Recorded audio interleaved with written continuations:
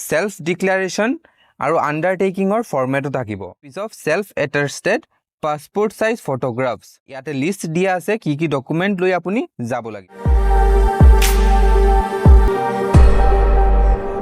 বন্ধু বান্ধৱীসকল মই আপোনালোকক পুনৰবাৰ স্বাগতম জনাইছো মোৰ কম্পিটিটিভ ষ্টাডিজ ইউটিউব চেনেলটোলৈ আপোনালোকে চাগে ৰিসেন্টলি সিএম ছাৰৰ ইন্টাৰভিউটো চাইছে যত সিএম ছাৰে কৈছিলে যে ইতিমধ্যে মানে জুন মাহত অনুষ্ঠিত হ'ব আপোনাৰ এডিআৰই 2.0 স্কিল টেষ্টবোৰ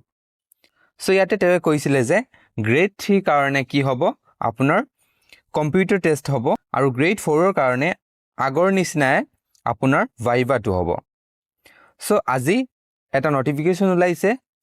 www.sebaonline.org যত লিখিছে যে আপোনাৰ এছএলআৰসি গ্ৰেড 4 ৰ এডভাৰটাইজমেন্ট যোনটো ৰিলিজ পাইছিলে 27 অক্টোবৰ 2023 সেই এক্সামত জুনে জুনে ৰিটেন টেষ্টটো কোৱালিফাই কৰিছে তেওঁলোকে কি হ'ব এটা ইন্টাৰভিউ অনুষ্ঠিত কৰা হ'ব আৰু যত তেওঁলোকে তেওঁলোকৰ ডকুমেন্টবোৰ সাবমিট কৰিব লাগিব venue আৰু টাইমিং টু পাই যাব আপোনালোকৰ এডমিট কাৰ্ডত যোনটো ৰিলিজ পাব 9/6/2025 মানে 9 জুন 2025 তাৰিখে 11টা বজাৰ পৰা আপুনি sebaonline.org আপোনাৰ এডমিট কাৰ্ডটো পাই যাব যৰ পৰা আপুনি ডাউনলোড কৰি ল'ব আৰু তাতে সেলফ ডিক্লাৰেশ্যন আৰু আণ্ডাৰটেকিঙৰ ফৰ্মেটো থাকিব হিটো আপুনি www.sebaonline.org পাই যাব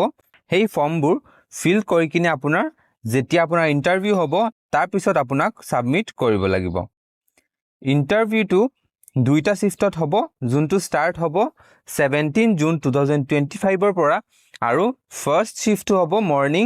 9 am ৰ পৰা আৰু সেকেন্ড শিফটটো আপোনাৰ হ'ব আফটাৰনুন 1 pm ৰ পৰা সো এনেদৰে আপোনাৰ চলি থাকিব কেইদিন আৰু আপোনাক ইয়াতে লিষ্ট দিয়া আছে কি কি ডকুমেন্ট লৈ আপুনি যাব লাগিব ইয়াতে সিৰিয়েল নম্বৰ 1ত কি লিখা আছে সিৰিয়েল নম্বৰ 1তে আছে এডমিট কাৰ্ড অফ ইন্টাৰভিউ মানে যোনটো আপুনি এডমিট কাৰ্ড আছে আপোনাৰ হিটো ডাউনলোড কৰি কিনে লৈ যাব তাতে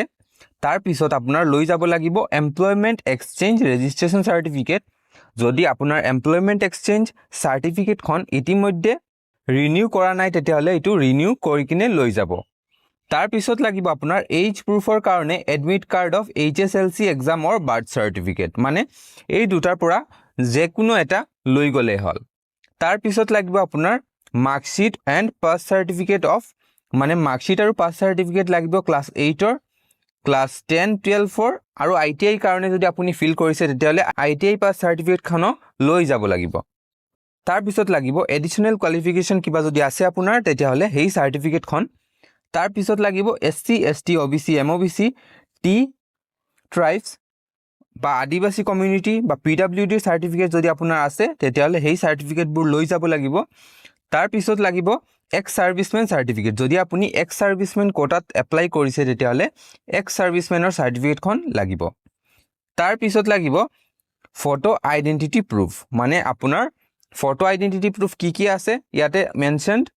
PAN card passport voter ID card driving licence Aadhaar card আপুনি ইয়াৰ যিকোনো এটা অথবা ইয়াৰ পৰা যিকোনো দুই তিনটা লৈ গলে হল additionally 2 copies of